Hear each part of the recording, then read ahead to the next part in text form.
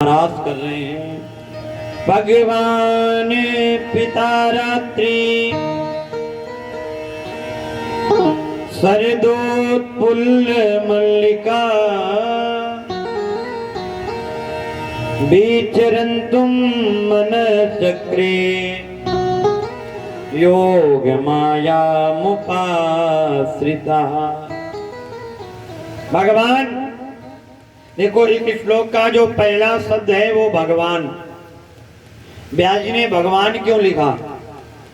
क्योंकि बहुत से लोग इस महाराज की कथा में संदेह करते हैं, शंका करते हैं, इसलिए पहला शब्द लिख दिया भगवान। मानो व्यास जी ये कहना चाहते हैं कि ये साधारण व्यक्ति की कथा नहीं है। ये कथा किसकी है? बोले भगवान पिता रात्रि, ये भगवान की कथा है। संदेह किस पर किया जाता है? मनुष्य के ऊपर। ये मनुष्य गलत, इसने ये काल गलत किया, ये गलत किया, पर भगवान के ऊपर कभी संदेह नहीं करना चाहिए। ये सामर्थ्यवान है, इसलिए व्यास जी करिए भगवान की कथा है। भगवान पिता रात्रि शरदोत्पुल्ल मल्लिका। आज शरद पूर्णिमा की रात्रि है। शरद पूर्णिमा की रात्रि, ध्यान देना। आज एक रात्रि आती है, आज भी शरद पूर्णिमा जब आती है तो माताएं खीर बनाती हैं, दीपक जलाती हैं, पूजन करती हैं। उस दिन रात्रि को कहते हैं अमृत की वर्षा होती है। शरद पूर्णिमा की आज उसी रात्रि को हमारे प्रभु बांसुरी बजा रहे हैं। बांसुरी, और ऐसी अद्भुत बांसुरी बजाई कन्हैया ने कि तीनों लोग मोहित हो गए। बड़ी सुंदर बांसुरी बजाई है। ऐसी बांसुरी आज तक भगवान ने ना कभी बजाई, ना कभी बजाएंगे। तीनों लोग मोहित हो गए। पूरी त्रिलोकी में ऐसा कोई नहीं बजा जो मोहित ना हुआ हो। आज भगवान बांसुरी बजा रहे हैं। देखो, भगवान के पास बांसुरी एक नहीं थी, कन्हैया के पास बांसुरी थी तीन। और तीनों बांसुरी का जो कार्य था बंसी का वो अलग अलग था। तीनों बंसी अलग अलग काम की थी और तीनों के नाम अलग थे। एक बांसुरी थी आकर्षणी नाम की, दूसरी बांसुरी थी संजीवनी नाम की, और तीसरी बांसुरी थी मोहिनी नाम की। अब तीनों का काम अलग अलग था। जब हमारे प्रभु को किसी को अपनी ओर आकर्षण करना होता था तो हमारे प्रभु आकर्षणी नाम की बांसुरी बजाते थे। और जब किसी मरे हुए व्यक्ति को जिंदा करना होता था, ये भगवान के अंदर कला थी, जो मरे हुए व्यक्ति को भी जिंदा कर देते थे। जब किसी मरे हुए व्यक्ति को जीवित करना होता था तो हमारे प्रभु संजीवनी नाम की बांसुरी बजाते थे। बताओ, आज तक ऐसी कोई मशीन नहीं बनी, ऐसी कोई दवाई नहीं बनी जो मरे हुए व्यक्ति को जिंदा कर दे। अच्छा, जिंदा करने की बात छोड़ो, आज तक कोई ऐसी दवाई नहीं बनी जो हमारी 1 घंटे उम्र बढ़ा दे। कोई ऐसा वैज्ञानिक, कोई ऐसा डॉक्टर, कोई ऐसा साइंस अभी तक है जो हमारी आयु को बढ़ा सके? कोई नहीं है, कोई दवाई ऐसी नहीं बनी। पर भगवान के अंदर वो कला थी कि व्यक्ति अगर मर भी जाए तो उसको भी जीवित करके देते थे। ये भगवान के अंदर कला। तो जब कभी किसी को मरे हुए को जिंदा करना होता था तो हमारे प्रभु बांसुरी बजाते थे संजीवनी नाम की। और जब किसी को अपनी ओर मोहित करना होता था, जब किसी को मोहित करना होता था तो हमारे प्रभु बांसुरी बजाते थे मोहिनी नाम की। आज भगवान ने कौन सी बांसुरी बजाई? मोहिनी। और ऐसी माया फैलाई कि पूरी त्रिलोकी मोहित हो गई है। वृंदावन में बांसुरी बजा रहे हैं, और वृंदावन, गोकुल, मथुरा, स्वर्ग, वैकुंठ, जितने भी लोग, सब जगह की अप्सराएं, सब जगह के मनुष्य सब मोहित हैं। पर उस दिन 3 लोग ऐसे बच गए जो मोहित नहीं हुए। वृंदावन बंसी बजी मोहे तीनों लोग, वो तीनों मोहे नहीं, बचे कौन से लोग। विचार करिए, तीनों लोकों में आज ऐसा कोई नहीं बचा जो मोहित ना हो, पर त्रिलोकी में 3 लोग ऐसे बच गए जो मोहित नहीं हुए। वो 3 लोग कौन से हैं? कुछ लोग कहते हैं जब भगवान ने बांसुरी बजाई तो भगवान, सब लोग तो मोहित हो गए, पर भगवान की 3 उंगली मुंह को प्राप्त नहीं हुई। क्यों? बोले अगर भगवान की 3 उंगलियां मुंह को प्राप्त हो जाती तो भगवान बांसुरी ना बजा पाते। पर ऐसा नहीं है। वो 3 लोग कौन बचे? ध्यान से सुनना। सती न मोही सत्य से, और शेष श्रवण से हीन, वेद न मोहे ज्ञान निधि, ये नहीं मोहे 3। भगवान ने जब बांसुरी बजाई तो तीनों लोक मुंह को प्राप्त हो गए, पर उस दिन सती जी मुंह को प्राप्त नहीं हुई थी। अगर उस दिन सती जी मुंह को प्राप्त हो जाती तो उस दिन के बाद कोई भी नारी पतिव्रता न रहती। सती जी मोह को प्राप्त नहीं हुई। सती नमो ही सत्य से, और दूसरे शेष श्रवण से हीन। भगवान ने जब बांसुरी बजाई तो तीनों लोक मोह को प्राप्त हो गए, पर उस दिन शेष जी मोह को प्राप्त नहीं हुए थे। विचार करिए, अगर उस दिन शेष जी मोह को प्राप्त हो जाते तो पूरी पृथ्वी का विनाश हो जाता। ये पृथ्वी किसके ऊपर टिकी है? शेषनाग के ऊपर। और कहा जाता जब व्यक्ति मोहित होता है, मोह में जब फंसता है तो वो ध्यान नहीं देता है कि हम क्या कर रहे हैं। गोस्वामी बाबा कहते हैं मोह सकल व्याधिन कर मूला। जब व्यक्ति किसी के प्रेम में, किसी मोह में मोहित होता है तो वो पागल हो जाता है। आजकल कितने लोग प्रेम में मरे जा रहे हैं,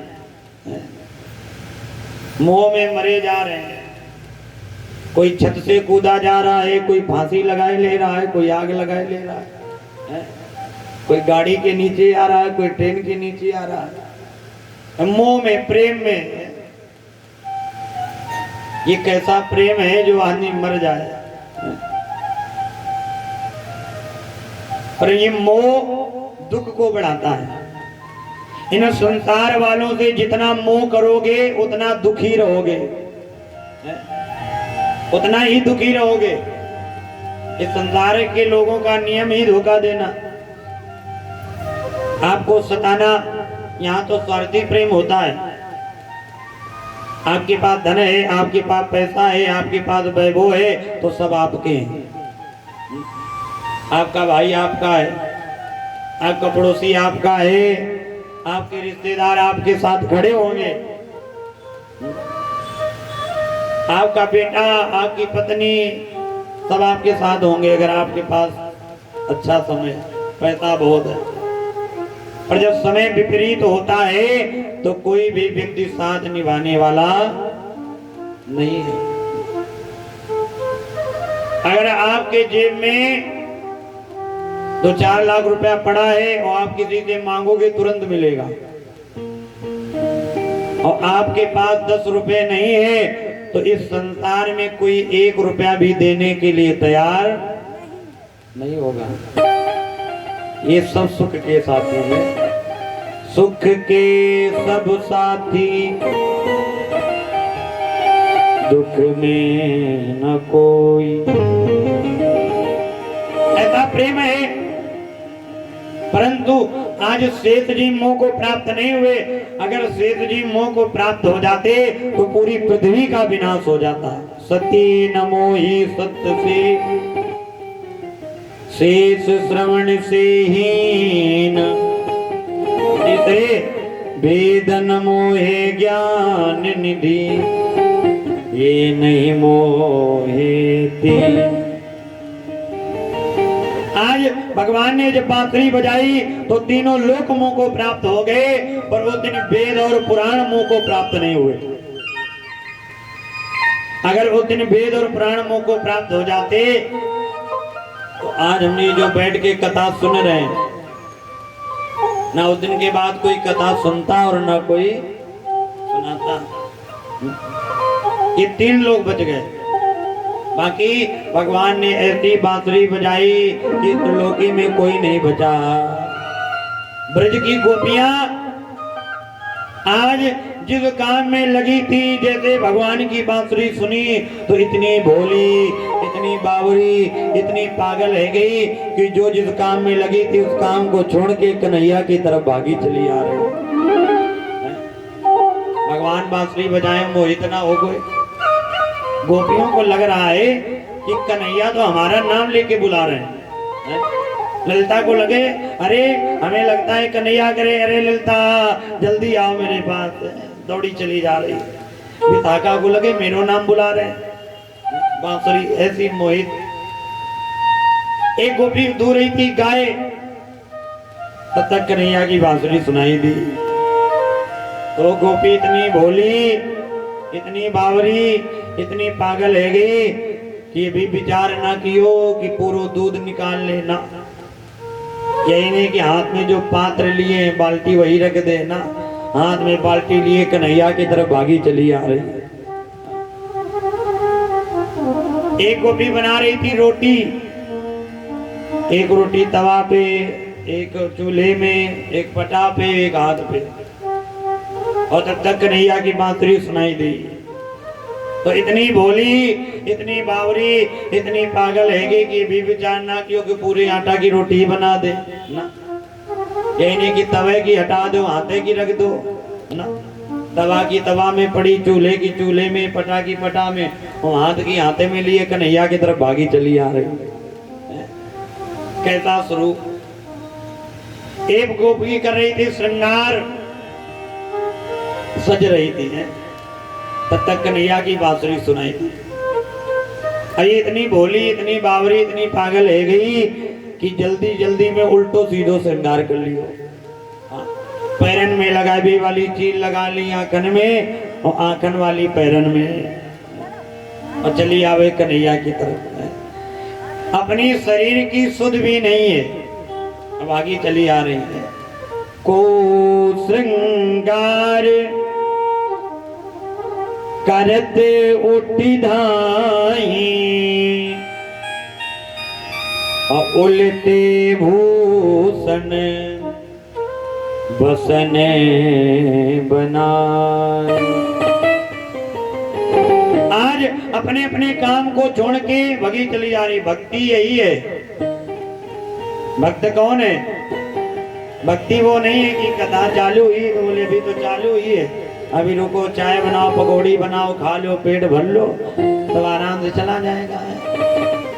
8 बजे तक कथा चलती, 7 बजे चलो, 1 घंटा सुनो, आरती प्रसाद लो, चले जाओ।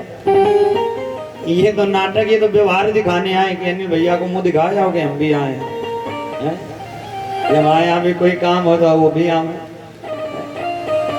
और भक्ति क्या है कि कथा चालू ना हो पावे, भक्त आके बैठ जाए कि हमें कथा सुननी है।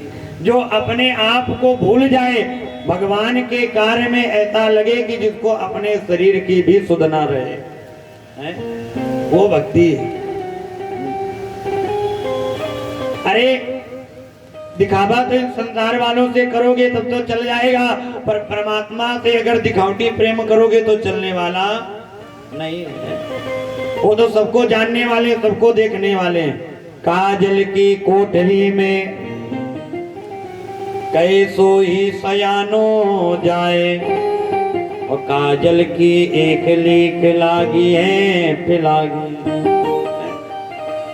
काजल की कोठरी में कोई जाए और सोचे कि हमारे दाग ना लगे, चाहे जितना बचो थोड़ा बहुत दाग लग जाएगा। वही भगवान, कि भगवान की नजरों में इस दुनिया में कोई बचा नहीं है जिसके बारे में भगवान की लिस्ट ना हो।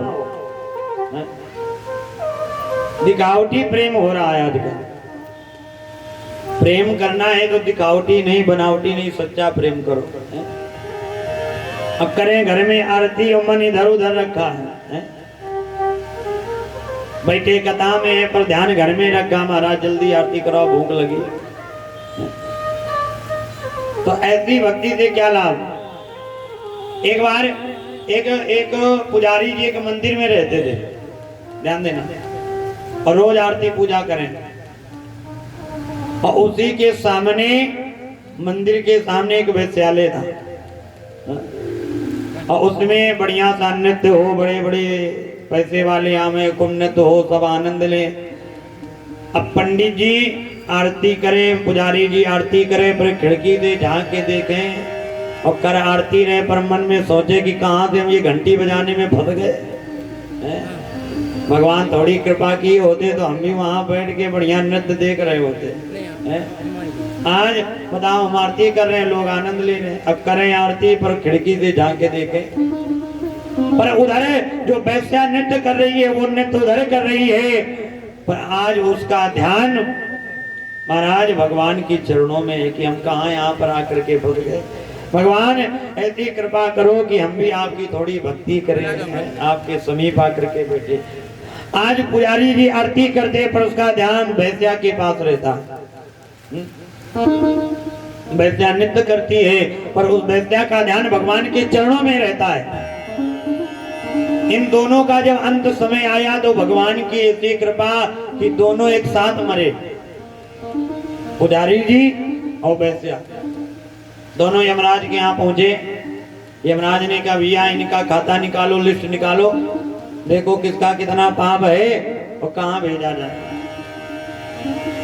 अब पंडित जी की लिस्ट निकाली गई, पुजारी जी बोले इनकी लिस्ट निकालो भैया, देखो कितना पाप है कितना पुण्य है। तो चित्रगुप्त ने कहा महाराज इनके जीवन में तो कोई पुण्य है ही नहीं, पाप ही पाप है। तो यमराज ने कहा ठीक इनको नरक भेजो। तब तक वैश्या आई, बोले इनको लाओ। पंडित जी ने देखा ये कहाँ से आ गए। आज पंडित जी बड़े प्रसन्न की जिंदा में तो नहीं मिल पाए, पर मरने के बाद तो कम से कम सामने आ गए। यमराज ने कहा इनकी लिस्ट निकालो, इनका देखो कितना पुण्य कितना पाप है। चित्रगुप्त ने कहा महाराज इस वैश्या के जीवन में कोई पाप है ही नहीं, इसके तो जीवन में पुण्य ही पुण्य है। यमराज ने कहा इसको स्वर्ग भेजो। पंडित जी लड़ने लगे, बोले महाराज हमने तो सुना था यहाँ अन्याय होता है, पर यहाँ भी अन्याय हो रहा है। क्यों? बोले हमने जीवन भर आरती करी, जीवन भर घंटी हिलाई, जीवन भर पूजा किया, भगवान को भोग लगाया, और ये जीवन भर नृत्य करती रही, विद्यालय में रही, और आप इसको स्वर्ग भेज रहे हैं, हमको नरक। यमराज ने कहा यहाँ सबकी रिकॉर्डिंग है, तुमने क्या किया, इसने क्या किया, सबका रिकॉर्ड है, सबकी कैसेट है, चला दी जाएगी। बोले पंडित जी आपने जीवन भर आरती जरूर की, घंटी जरूर हराई, पर आपका मन कभी भगवान की आरती करने में नहीं लगा। आप करते जरूर आरती थे, पर आपका ध्यान खिड़की से इस वैश्या के पास आता। और इस वैश्या ने जीवन भर नृत्य किया है, परंतु इसका ध्यान सदैव भगवान के चरणों में रहता था। हम कहाँ बैठे हैं ये महत्वपूर्ण नहीं है, महत्वपूर्ण यह है कि आपका मन कहाँ रखा है। भगवान से भक्ति वही करनी चाहिए जो निश्चल हो, जिसमें कपट ना हो, वो भक्ति श्रेष्ठ है। आज ये वैश्याएं जो हैं ये भी भक्त हैं, आज ये गोपिकाएं ये भक्ति कर रही हैं। आज गोपियों ने जैसे भगवान की बांसुरी सुनी तो आज अपने कार्य को छोड़ करके कन्हैया की तरफ भागी चली आएंगी। आज गोपियों की भीड़ आ गई और कन्हैया नेत्र बंद करके बांसुरी को बजा रहे हैं। ये नहीं देख रहे कितने लोग आ गए, रात का समय। और जैसे कन्हैया ने आके खोली तो देखा गोपियों की भीड़ लगी। अब कन्हैया गोपियों से क्या कहते, आओ गोपी स्वागतम वो महाभागा प्रियम किम करवाणि ते। कन्हैया के वचनों पर ध्यान देना। आज जब सब गोपियां आ गई तो कन्हैया क्या कहते हैं, आओ गोपियों स्वागतम वो महाभागा, आप सभी का स्वागत है।